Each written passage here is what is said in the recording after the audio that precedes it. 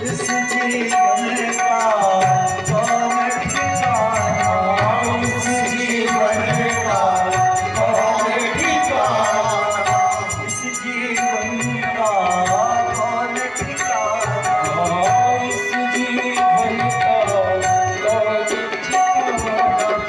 जीवन के दिन चार बंदे, और जीवन के दिन चार बंदे,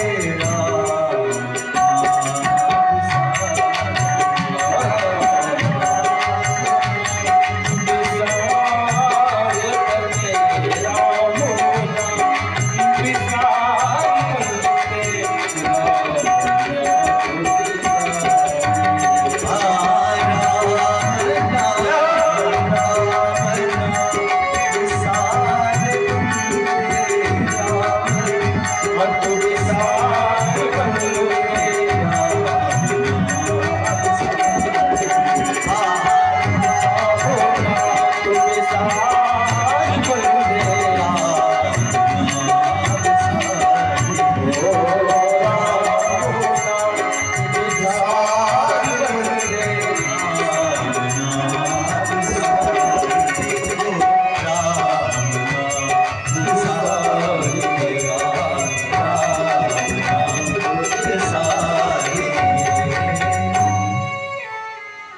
बोलिए राघवेंद्र सरकार जय हो। ठाकुर जी ने जानकी जी के समेत और लक्ष्मण जी के समेत वन यात्रा प्रारंभ की और भगवान जब आगे बढ़े तो ठाकुर जी सुंदर स्फटिक की शिला पर बैठे हुए थे और भगवान ने अपने हाथों से आज पुष्पों का चयन किया और स्वयं आभूषण तैयार किए। यहीं से आज की कथा का शुभारंभ होता है। एक बार चुन कुसुम सुहाए, जय सिया रामा जय सिया राम। एक बार चुने कुसुम सुहाए, जय सिया रामा जय सिया राम।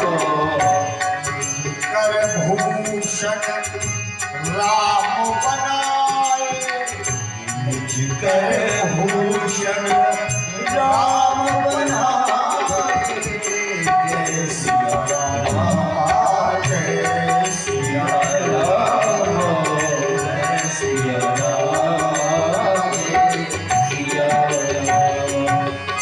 सीतहि पहराए प्रभु सादर, जय सिया राम जय सिया राम।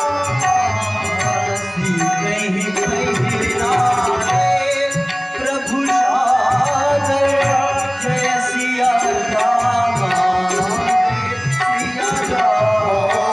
जय सिया राम, जय सिया राम।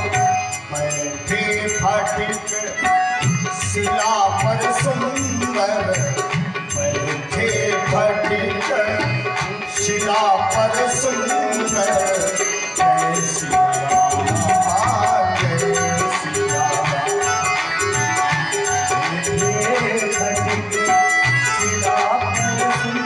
जय हो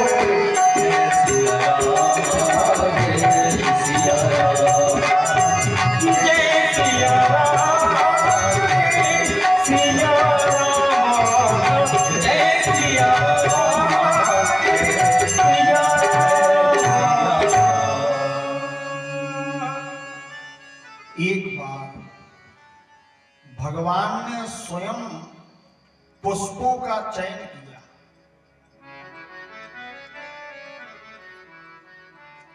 अब रामचरित में ही रहें और उसी से नया अर्थ आपको निकाल के दें। जानकी जी की और राम जी की पहली भेंट कहां हुई थी? पुष्प वाटिका में। और उस समय जानकी जी गौरी का पूजन करने के लिए गई थी। एक सखी बोली थी, गौरी का पूजन बाद में करना और पुष्पों की बगीची घुमा दें। एक बार चुन कुसुम सुहाए को हम यहीं से जोड़ दें, आओ ये बगीची घूम गए। अच्छा, जैसे ही सीता जी चली सखी को आगे करके, तो राम जी कहां मिले? पुष्प वाटिका। तो भगवान समझ गए कि मेरी जानकी को सबसे अधिक प्रिय अगर कुछ है तो पुष्पों के सुंदर आभूषण प्रिय है। तो उस समय भी राम जी ने अपने ही हाथों से पुष्प तोड़े थे पुष्प वाटिका में, लेकिन वो पुष्प गुरु की पूजा के लिए थे। चहुंदिस चितय पूछ मालीगण, माली से पूछा। अच्छा, बाएं हाथ में दोना लिए हैं और पुष्प तोड़ के दोने में रख रहे हैं, तो राम जी के माथे पर पसीना आ गया है। भाल तिलक श्रम बिंदु सुहाई, बस थोड़ा सा जोड़ने के लिए हमने आपको वहां पहुंचाया। और दूसरी बार राम जी ने आज पुष्प चयन किए, पुष्प तोड़े, अपने हाथों से सुंदर आभूषण बनाए और जानकी को पहनाई। और कैसे पहनाए? तो एक शब्द पकड़ेंगे, सीतहि पहराए प्रभु सादर। सादर सा आदर, आदर के साथ सम्मान के साथ पहनाए। अगर पत्नी भाव से ये आभूषण पहनाए जाते तो प्रेम से पहनाए जाते, लेकिन आदर शब्द का प्रयोग बाबा न करते।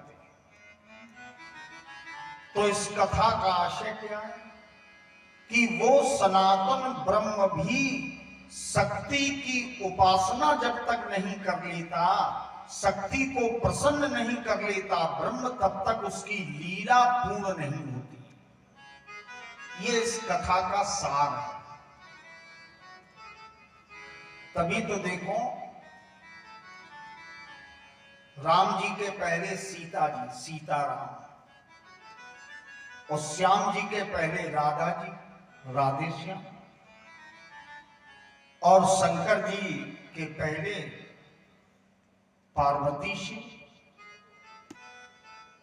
कुल मिलाके परमात्मा भी जब अवतार लेकर अपनी लीलाएं करते हैं तो वो भी शक्ति की उपासना करते हैं, देवी की उपासना करते हैं। कन्हैया जब बने तो भी राधा जी को कंधे पर रखा, महाराष्ट्र में सुना होगा, कंधे पर रखा, अंतर्धान हुए। तो उस समय राधा जी के जो हाथ हैं वो किसके ऊपर हैं? भगवान के सिर पर। और कन्हैया क्या पकड़े? पांव। उपासना हो गई और शक्ति की जब कृपा हुई तो कामदेव को जीत लिया। यहां रावण को जीतना है, इसलिए उपासना नितांत आवश्यक है। केवल राम की उपासना करें और सीता जी की पूजा न करें तो भक्ति पूर्ण नहीं होगी। बंदु सीता राम पद जिन्हें परम प्रिय खिंड। और राम जी स्वयं कहते हैं, जनक सुता जग जनन जानकी, अतिशय प्रिय करुणा निधान की, ताके युग पद कमल मनाबहु जासु कृपा निर्मल मति पा। और जब मति निर्मल है तो मन निर्मल है, और मन निर्मल है तो राम जी मिल जाएंगे। निर्मल मन जन सो मोई। बस आज इतना ही प्रसाद लीजिए और अब कथा में आगे चलते। सीत ही पहराए प्रभु सादर और बैठे फटिक शिला पर सुंदर। इस फटिक शिला पर बैठे जिस समय राम जी ने आभूषण पहनाए तो पहले सिर पर, फिर हाथों में, और जब पांव में पहनाने लगे, पैर में आभूषण पहनाने लगे, तो इंद्र का जो बेटा था जयंत, वो सोचने लगा कि ये परमात्मा नहीं हो सकते, ये ब्रह्म नहीं हो सकते, ये भगवान नहीं हो सकते, ये ईश्वर नहीं हो सकते। अरे क्या ईश्वर या भगवान अपनी पत्नी के पांव के आभूषण अपने हाथ से पहनाएंगे? तो जयंत ने, इंद्र के पुत्र ने कौवे का रूप धारण किया और भगवान का बल जानना चाहता था।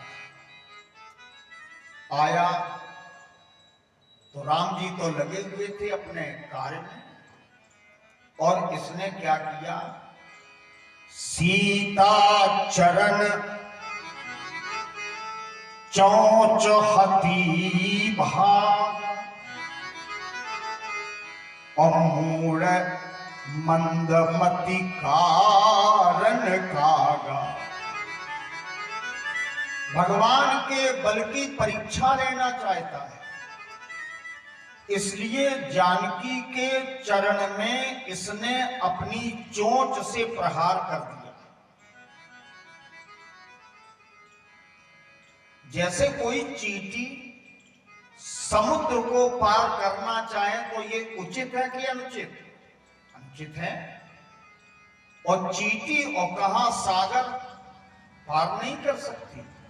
वैसे ही जो आनंद सागर है, जो बल सागर है, जो कृपा सिंधु है, जो परमात्मा है, उनके बल की थाह ये जयंत लेना चाहता है।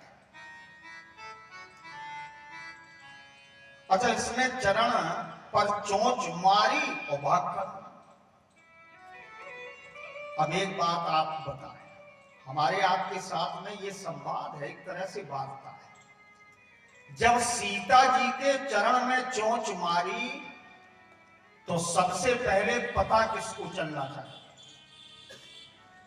हम आप दो लोग बैठे और आपके चरण में किसी ने प्रहार किया तो पहले आपको पता चलेगा कि हमें?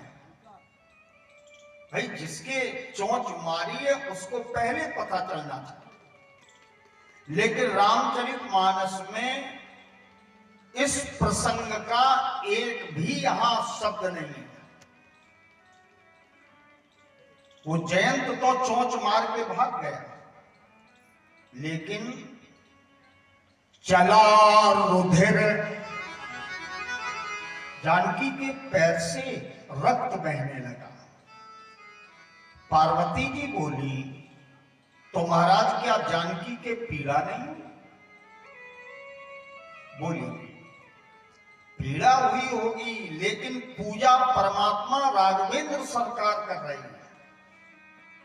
तो जैसे जानकी ने पूजा जब पार्वती की थी तो विनय प्रेम बस भई भवानी, वैसे ही राम जी के आदर और प्रेम के वश में भगवती जानकी हो गई। समझ नहीं पाई। तो चला रुधिर रघुनायक जाना, शीक धनुष सायक संधान। जैसे ही रक्त निकलने लगा तो राम जी जान गए। तो एक सरकंडे का बाण बनाया, शीक धनुष, और मंत्र से अभिमंत्रित करके परमात्मा राम ने जयंत की ओर वो बाण छोड़ दिया। अब प्रेरित मंत्र ब्रह्म सरथा, मंत्र से प्रेरित बाण पीछा कर रहा है और ये भाग रहा है। जयंत सबसे पहले अपने पिता के पास गया और कहा, पिताजी मेरी रक्षा कर। लेकिन पिताजी ने मना कर दिया, इंद्र ने मना कर दिया। देखो, एक कथा से चिंतन लें, अगर भगवान का विरोध करोगे तो संसार के जन्म देने वाले पिता भी आपका कोई सहयोग नहीं कर पाए। और आगे बढ़ा, पिताजी ने तो मना कर दिया। जैसे दुर्वासा ऋषि बेचैन हो गए थे, है ना, वैसे ही जयंत भी बेचैन हो गया। ब्रह्मलोक में गया, लेकिन ब्रह्मा जी ने शरण नहीं दी। फिर शिवलोक में गया, शंकर जी के लोक में, वहां भी इसको शरण नहीं मिली और किसी ने इसको प्रवेश नहीं दिया। अब मैं आपसे एक बात कहूं, भगवान के विरोधी को संसार संरक्षण नहीं दे पाता। राख को सकै राम कर द्रोही। संसार से द्रोह करोगे, एक पार्टी से द्रोह करोगे तो दूसरी पार्टी वाला कहेगा टेंशन मत ले। लेकिन परमात्मा पक्षपात नहीं करते। भगवान का विरोध करोगे तो तीनों लोकों में कहीं भी कोई भी आपको संरक्षण नहीं देगा, कोई सुरक्षा नहीं देगा। तब नारद जी सोचने लगे कि बड़ा व्याकुल हो रहा है जयंत और इसको कोई शरण नहीं दे रहा। तो नारद जी ने आज जयंत के निकट जाकर के इसको बचने का उपाय बताया। देखो, दो बातें याद कर लें, नारद के बिना कोई चरित्र पूरा नहीं होता, और दूसरी बात कि बिना संत के रघुनाथ जी की शरण में कोई नहीं जाता है? संत एक वो माध्यम है जो जीव को जगदीश से जोड़ देती है। और रामचरितमानस में भी प्रसंग आया, नारद देखा विकल जयंता, जय सिया रामा जय सिया राम। नारद देखा विकल जयंता, जय सिया राम जय सिया राम, जय सिया राम। नाग दया कोमल चित संता, नाग दया कोमल चित संता, जय सिया राम जय सिया राम, जय सिया राम जय सिया राम। पठवा तोरा राम पहताही, जय सिया राम जय जय सिया राम। पठवा तुरत राम पैताही, जय सिया राम जय सिया राम, जय सिया राम जय सिया राम, जय सिया राम जय सिया राम। हंसी पुकार प्रणत हितकारी, हंसी पुकार प्रणत हितकारी, जय सिया राम जय सिया राम, जय सिया राम जय सिया राम, जय सिया राम जय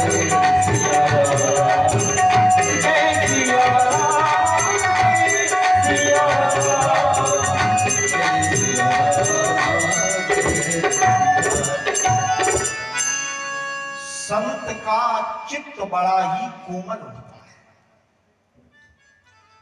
नारद जी महाराज को दया आ गई, क्योंकि कोमल है चित्त। और जब संत का चित्त कितना कोमल होता है महाराज, एक प्रसंग आता है, प्राय हम लोग कह देते हैं संत का हृदय, संत का चित्त कितना कोमल है, नवनीत समाना। नवनीत माने ये मक्खन, इतना कोमल होता है। लेकिन तुलसी बाबा का मंतव्य देखिए, बोले इतना नहीं होता, इससे भी ज्यादा है। अनुभव करें, थोड़ा चिंतन करें हमारे साथ। देखो, रामचरितमानस से हटकर हम लोग अब किसी ग्रंथ को इसमें प्रवेश नहीं दे, लेकिन थोड़ा मर्म तो खोलना ही पड़ेगा। संत का चित्त कितना कोमल होता है, तो बोले नवनीत के समान। बाबा तुलसी बोले नहीं, और स्वयं उन्होंने वर्णन भी किया और फिर अपनी बात को आगे भी बढ़ाया। संत हृदय नवनीत समाना। संत का हृदय नवनीत के समान है। नवनीत माने मक्खन, और हमारे यहां कहा जाता है नेनू। लेकिन फिर सोचा कि ये उपमा, ये तौल हमारी ठीक नहीं है, तो आगे की अवधानी में घुमा दिया बाबा तुलसी। कहा कबिन पै कहा न जाना। भाई ये हम नहीं कह रहे हैं, कहा कबिन, ये कवियों ने कहा, ये उपमा तो कवियों ने दी है। पार्वती जी बोली उपमा कवियों ने दी, तो बोले बाबा क्या झूठी है? बाबा बोले कहा न जान,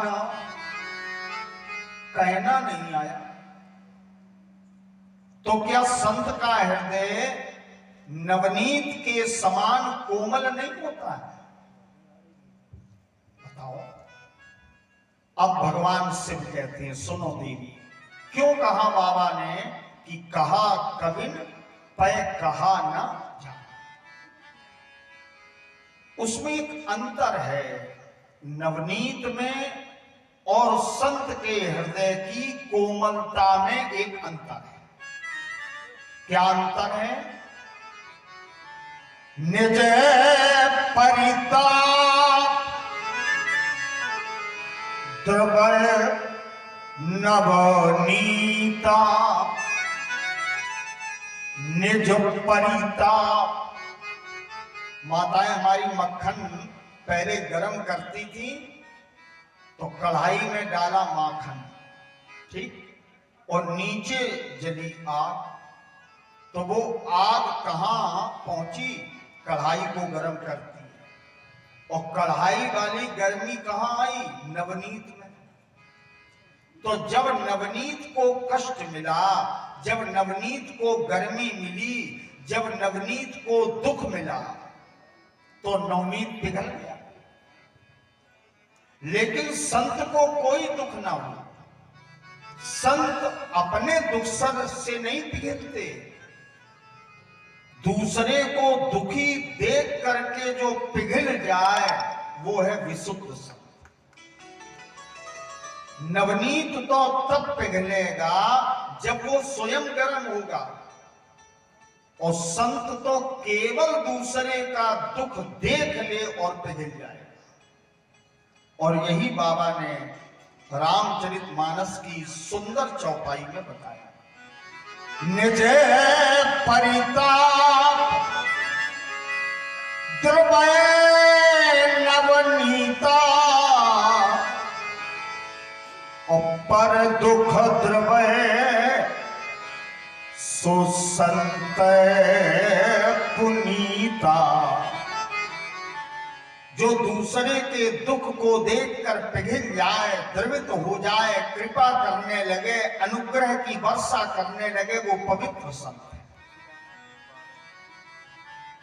तो नारद जी का चित्त कोमल है। संत नारद को दया आ गई और कहा, जयंत, तुम्हारी तीनों लोकों में कोई रक्षा नहीं कर सकता, और यदि प्राण बचाना चाहते तो राघवेंद्र सरकार की शरण में चले जाओ,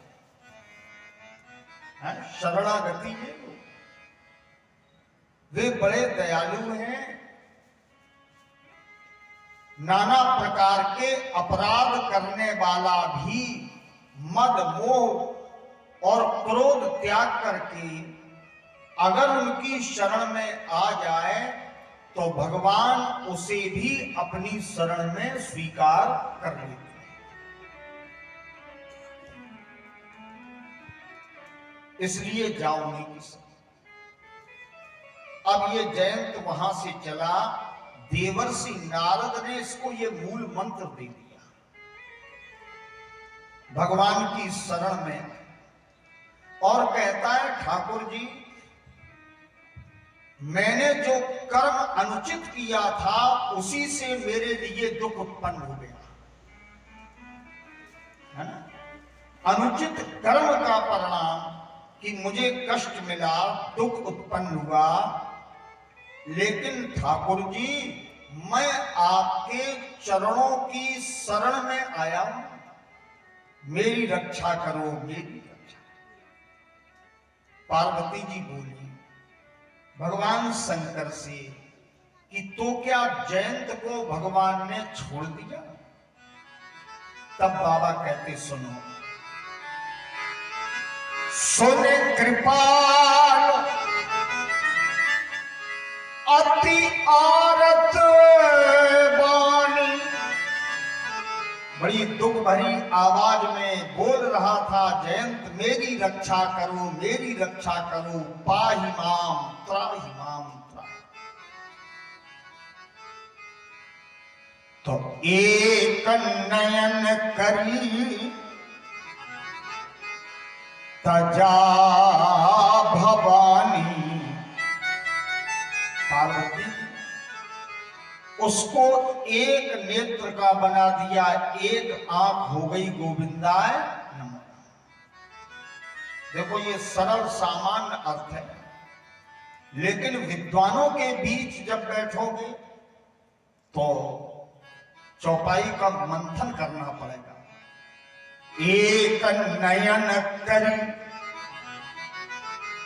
यहां शब्द ये नहीं आ रहा कि एक आंख फोड़ दी, शब्द आ रहा है एक नयन करी तजा। तो अर्थ क्या लेोगे? सामान्य टीका तो यही लिखा है कि एक आंख उसकी फोड़ दी और एक बनी रही, है ना। और जब आप अर्थ पढ़ोगे तो उसमें दिया भी है कि एक आंख का काना बना दिया, लेकिन चूंकि राम जी कर रहे हैं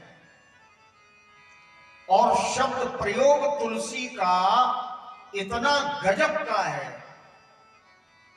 कि लोग पीएचडी करते और झूम जाते हैं।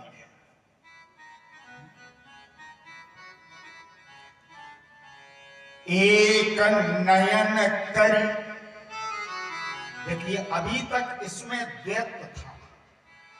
द्वैत, द्वैत जानते किसको कहते हैं? जो भेद देखे, अलग देखे, पृथक देखे, उसको कहते हैं द्वैत। और अद्वैत जिसकी एक ही दृष्टि हो, चाहे वो राम को देखे तो राम दिखाई पड़े और संसार को देखे तो संसार भी राम के रूप में ही दिखाई पड़े, उसको कहते हैं अद्वैत दृष्टि। एक नयन, भेद की दृष्टि इसकी समाप्त कर दी। एक अर्थ और ले लें, पहले सोच रहा था कि पति पत्नी के पांव में पुष्पों के हार पहना रहा है, वो बढ़िया पाजेबें बनाई राम जी ने, तो इसके मन में आया तो ये राम को और सीता को केवल पति और पत्नी के रूप में जाना, लेकिन वास्तव में पति पत्नी नहीं है। जैसे पानी और पानी की लहर कभी अलग नहीं होती, जल और जल की लहर कभी अलग नहीं होती, वैसे राम में सीता है और सीता में राम है, ये कभी अलग नहीं होते। गिरा अर्थ जल बीच सम कहियत भिन्न न भिन्न। जल और जल की लहर, इसमें कोई अंतर नहीं है, वो लहर दिखती है, लेकिन जब अपना लक्ष्य प्राप्त कर लेती है तो फिर पानी बन जाता है।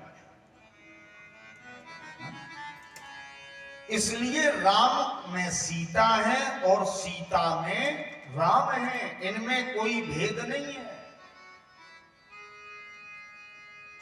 और इसकी दृष्टि भेद की थी तो भगवान ने भेद की दृष्टि समाप्त कर, इसने ये द्रोह भगवान से मोह अज्ञान के कारण किया। भोले बाबा कहते हैं पार्वती उसका वध उचित था, लेकिन भगवान ने प्रेम करते हुए, दया दिखाते हुए उसको छोड़ दिया। भला भगवान राघवेंद्र सरकार से बढ़कर कोई दयालु है? जिसने अपराध किया और जगत जननी भगवती जगत अम्बा जगदीश्वरी जानकी का अपराध किया और छोड़ दिया, जबकि मारना चाहिए था, क्योंकि अपराधी को क्षमा नहीं, कुछ न कुछ दंड जरूर मिलना चाहिए। भगवान शिव कहते इस प्रकार से परमात्मा राम ने चित्रकूट में रहते हुए अनेक प्रकार के सुंदर सुंदर चरित्र किए। आगे बढ़े ठाकुर जी तो अत्रि महाराज के आश्रम में गए। अत्रि जिनके यहां तीनों देवता ब्रह्मा विष्णु महेश पुत्र बने हैं, ऐसे महाराज अत्रि के आश्रम में गए, निर्विंध्या नदी के पवित्र किनारे। अत्रि ने जब राम जी को देखा तो नेत्रों में प्रेम के आंसू आ गए। मैं आपसे एक बात कहूं, जिस क्षण भगवान की कथा सुनते सुनते नेत्र सजल हो जाए, समझ लेना कि वो समय हमारा परमात्मा से जुड़ गया। मम गुण गावत पुलक शरीरा और गदगद गिरा नयन बह मीरा। अत्रि महाराज के नेत्र सजल हो गए। राम जी ने अत्रि को प्रणाम किया और अत्रि ने राम जी की स्तुति की।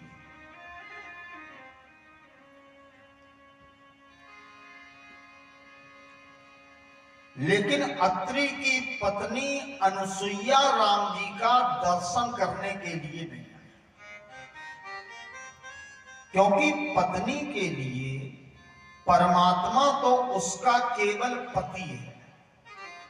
पतिर एको ईश्वर, नारी के लिए उसका पति ही ईश्वर है, पति ही भगवान है, पति ही गुरु है, पति ही सब कुछ है।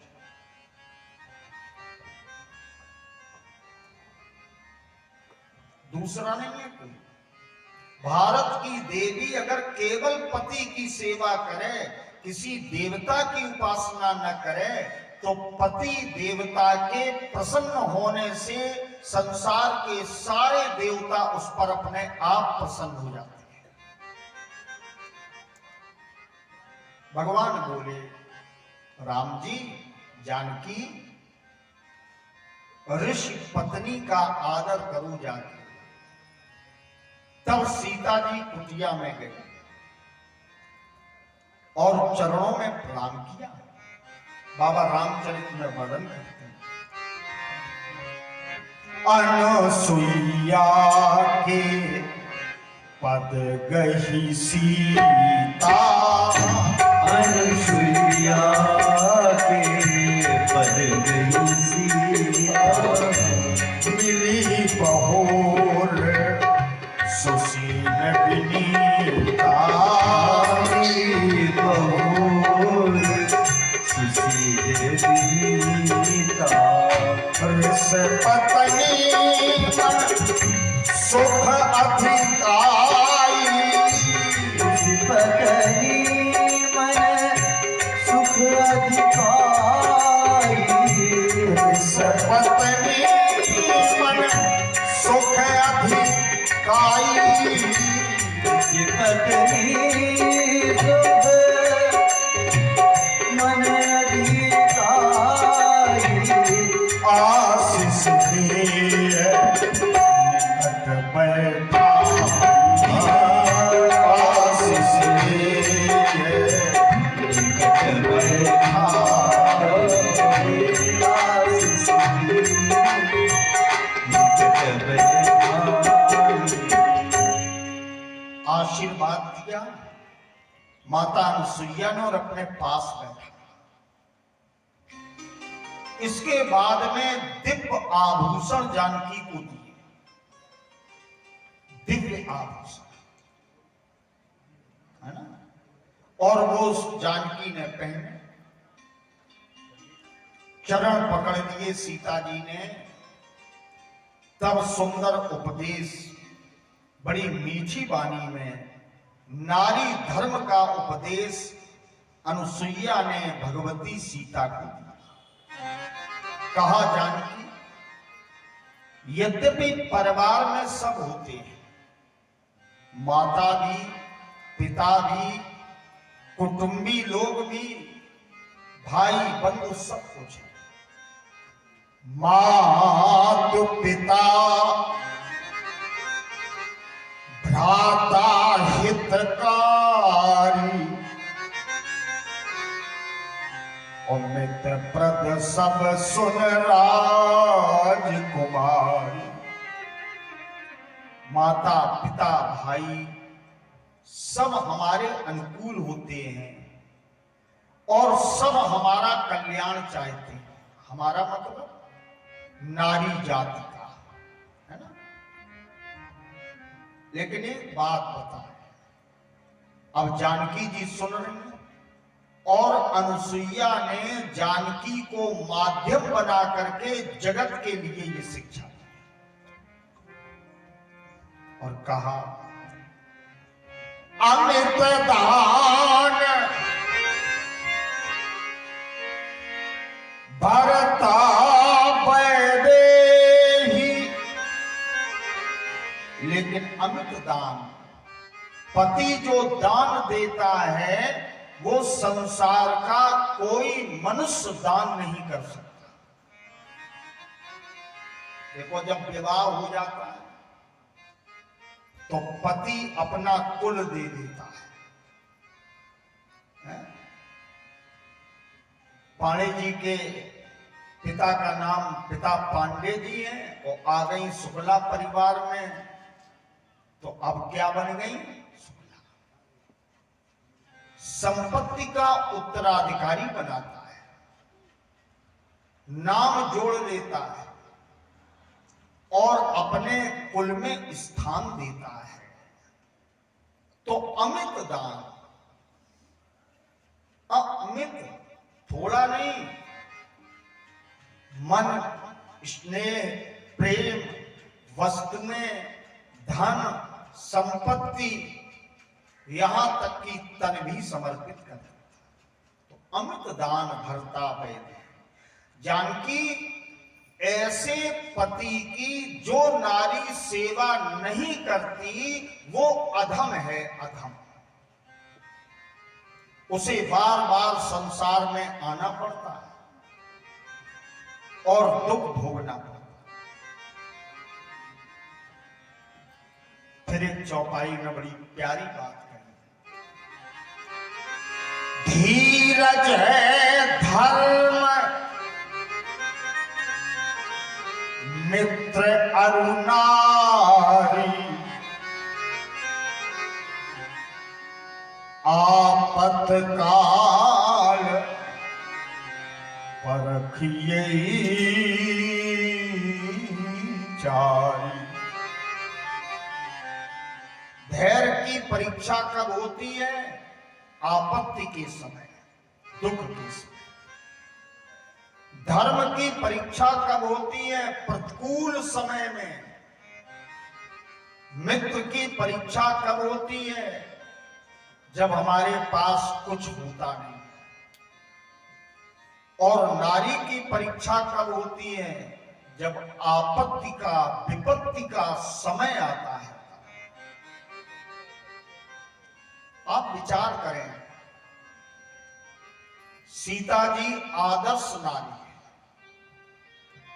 और एक वाक्य में पूरी बात कह दें कि राम जी ने विवाह किया है लेकिन सीता जी ने निर्वाह किया है। पति विवाह करता है लेकिन मेरे भारत की देवियां, मेरे भारत की बेटियां विवाह जब हो जाता है तो निर्वाह करती हैं। आज भी न जाने कितनी बेटियों के साथ अनुकूल परिस्थिति नहीं है लेकिन इसके बाद भी वे निर्वाह करते हैं। ये भाव है। आज जानकी को शिक्षा दे रही है सती अनसुईया, और वही जानकी है जिन्होंने कभी पलंग पीठ त्याग करके नीचे कदम नहीं रखा। और जब पति के साथ ये समस्या जुड़ी, पति का जब समय प्रतिकूल आया तो पुरते निकसी रघुवीर बधूधर धीर दये मग में डग गए, झलकी भरी भाल कनी जल की पुट सूख गए अधराध। जानकी चल पड़ी और जब चली तो माथे पर पसीना आ गया। ये होठ सीता जी के सूख गए, इतनी कोमल है जानकी। और बेचारी जब थक गई तो बोली फिर बूझत है चलनो अब कहते। पूछने लगी अब और कितना चलना? स्वामी कुटिया कहां बनाओगे? फिर बूझत है चलनो अब कैतिक, पर्ण कुटी करिहो कित हुई। किधर बनाओगे कुटिया? तो तुलसी बाबा कवितावली में लिखते हैं कि तियकी लखी आतुरता पियकी अखियां भर चली जलच। अपनी पत्नी की ये बेचैन स्थिति देख करके नेत्रों से अश्रु बहने लगे हैं राम जी। तो सीता जी ने आपत्ति के समय में क्या किया है? साथ दिया है। धीरज धर्म मित्र अरु नारी, आपत्काल परखिए चार। एक छंद में आपको सुना रहा हूं। अवसर आपत्ति का आता जब जीवन में, तो दुनिया के सारे सहारे छूट जाते। अपने ही विश्वसनीय करते हैं विश्वासघात, अवनी और अंबर के सहारे टूट जाती, समय के सामने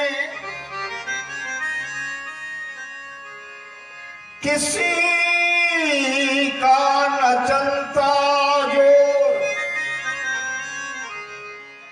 नर की कहे क्या विधाता रूठ जाते हैं, तब तो राम की शरण ही है लक्ष्य, और इनसे सारे बंधन छूट जाते। प्रतिकूल परिस्थिति जब आती है तो साथ देता है तो धैर्य।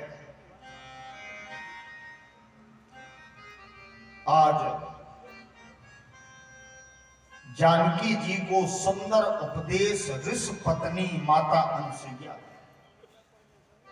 और हमारे बीच हमारे बड़े भाई दैनिक जीवन में, लेकिन आज बड़े भाई का दर्शन कथा कहते हुए हमें हो रहा है तो मैं बहुत अभिभूत हूं और व्यासपीठ से आपका बहुत बहुत समादर करता हूं।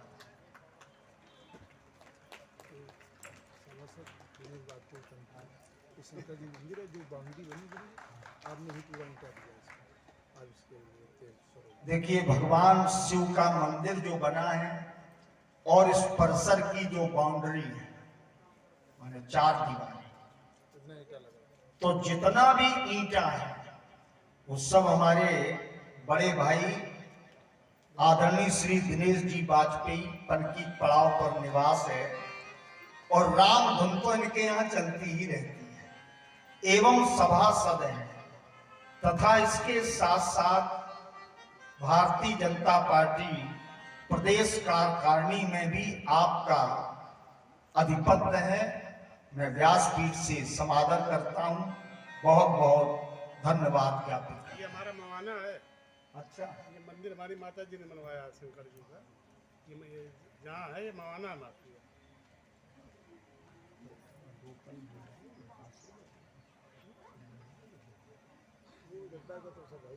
तो देखिए अब आ गए हैं तो माल्यार्पण हो जाए, हैं? क्योंकि जिनकी कथा है उन्होंने इनके ही वंश में जन्म लिया है।